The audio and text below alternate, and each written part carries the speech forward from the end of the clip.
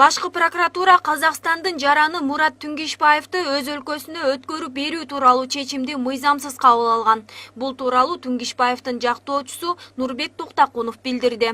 Эл аралык келишимге ылайык биздин мамлекетте кылмыш кылбаган жаранды өз өлкөсүнө өткөрүп бербөөгө мыйзам жол берет. Жактоочунун айтымында судья Айбек Эрнис уулу Түнгишбаевдин ишинде Казакстандын жаза кодексине ылайык камоого алганы биздин мыйзамга туура келбейт. Изначально звучит такая формулировка, да? Алгач Мурат Түнгишбаевке социалдык тармактар аркылуу уюшулган топко маалымат тараткан деген айып тагылса, кийин ага ошол уюшулган топту финансы жактан каржылаган деген түшүнүк киргизилген. Бул жерде экинчи берене менен тагылган айып кийинчерээк кошулуп калган. Финансировал деятельность преступной группы.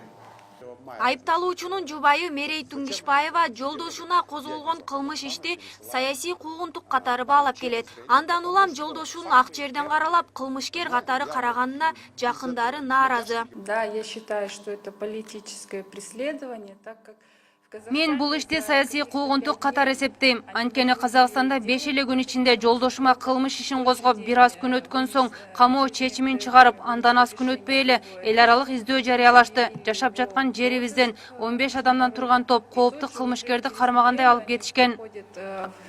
в нашу квартиру, где нас не было.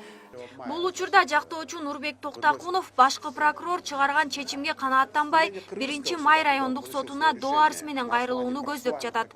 Анткени бул жерде одоно мыйзам бузуу катталып, эл аралык келишимдер сакталбай калган. Мындан улам 10-майдан бери Түнгишбаев улуттук коопсуздук кызматынын убактылуу кармоочу жайында олтурат. Бул маселе боюнча Казакстандын демократиялык тандоосу партиясынын лидери Мухтар Аблязов Вести KG сайтына билдирүү жасаган. Анда ал Кыргызстан Женева конвенциясын бузуп жатканын айтып, буга укук коргоо органы тиешелүү чара көрүшү керек экенин билдирген.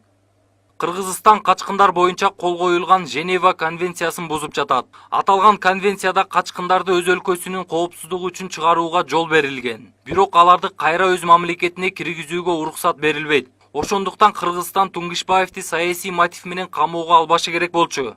Казакстан тарапка өткөрүп берүү чечими дагы кабыл алынбашы зарыл.